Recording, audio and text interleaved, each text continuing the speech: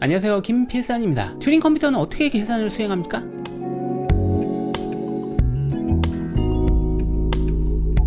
이번 시리즈는 컴퓨터는 생각할 수 있는가 라는 질문에 대해서 알아보는 내용입니다. 지난 동영상에서 컴퓨터라는 기계의 본질은 계산하는 기계라는 사실을 말씀드렸습니다. 그렇다면 우리는 계산하는 기능을 통해서 생각하는 기능을 구현할 수 있다고 생각하는 걸까요? 사실 우리는 계산이라는 것의 본질에 대해서도 아직 잘 모르고 있습니다. 아닌데? 나 계산 뭔지 아는데? 1 더하기 1은 2고 2 곱하기 3은 6이고 2차 방정식도 근해 공식 대입해서 풀 줄 아는데? 계산하는 기계 튜링 머신이라는 가상의 이론적 기계를 만들어낸 앨런 튜링의 의하면 계산의 본질은 구구단이나 덧셈 같은 것을 잘하는 것이 아닙니다. 오늘은 그가 창조해낸 튜링 머신의 작동 방식에 대해서 조금이나마 살펴보는 시간을 가져볼까 하는데요. 우리가 지금 최종 목표로 삼고 있는 건 계산 기계가 생각이란 걸 할 수 있는지를 알아보는 과정이라는 걸 염두에 두시기 바랍니다. 컴퓨터의 작동 원리가 궁금하면 대학원에 가라 이거야.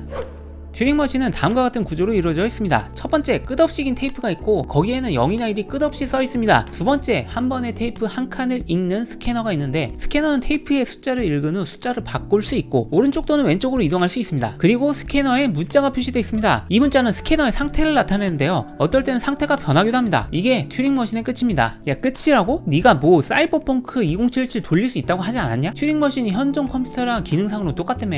이런 종이 쪼가리랑 이런 거 가지고 사이버펑크는커녕 뭐 더하기라도 할 수 있냐? 이게 계산기계야? 네, 계산기계 맞고요. 현존하는 모든 컴퓨터와 동등한 계산 능력을 지닌 컴퓨터인 것도 맞습니다. 인텔 암드와 같은 계산 능력을 지녔지만 아주 사소한 차이점이라면 속도가 좀 느리다는 거, 뭐 사이버펑크 2077 가동시키려면 뭐 한 100만 년 정도 로딩은 걸려야 된다는 거, 스캐너에는 저장 장치가 있어서 프로그램 명령어들의 집합이 저장되어 있습니다. 그걸 좀 살펴볼까요? 화살표 왼쪽에 있는 것 중에 큰 글씨는 테이프에 써진 숫자입니다. 스캐너는 테이프에 써진 숫자를 화살표의 오른쪽 숫자로 고치는 과정을 수행합니다. 큰 글씨 왼쪽의 작은 숫자는 스캐너의 상태라고 하는 건데요. 스캐너는 항상 고유의 상태를 가지고 있고 그 상태에 따라서 내부 저장 장치에서 명령을 찾아서 수행하는 것입니다. 그리고 화살표는 상태를 바꿀 수도 있고 바꾸지 않을 수도 있습니다. 이 명령어는 상태를 바꾸지 않죠. 이 명령어는 상태를 바꿉니다. L과 R 스톱은 뭔가요? L은 스캐너 보고 왼쪽으로 가라는 겁니다. R은 오른쪽으로 가라는 거고요. 스톱은 뭔지 아시겠죠? 멈추고 수행을 끝내라는 겁니다. 이제 특별한 하나의 목적을 가진 명령어 집합에 대해서 살펴보겠습니다. 이 명령어 집합의 목적은 어떤 숫자에 1을 더하라는 계산을 수행하는 것입니다. 우리는 이 특별한 목적을 가진 명령어 집합을 알고리즘이라는 용어로 부르죠. 숫자에 1을 더한다고요? 그런데 어떤 숫자에 1을 더해야 되죠? 그것은 테이프에 써 있습니다. 이 알고리즘은 테이프에 써진 숫자에 1을 더하는 목적을 가진 것입니다. 이제 테이프에 실제로 쓰여진 숫자를 봅시다.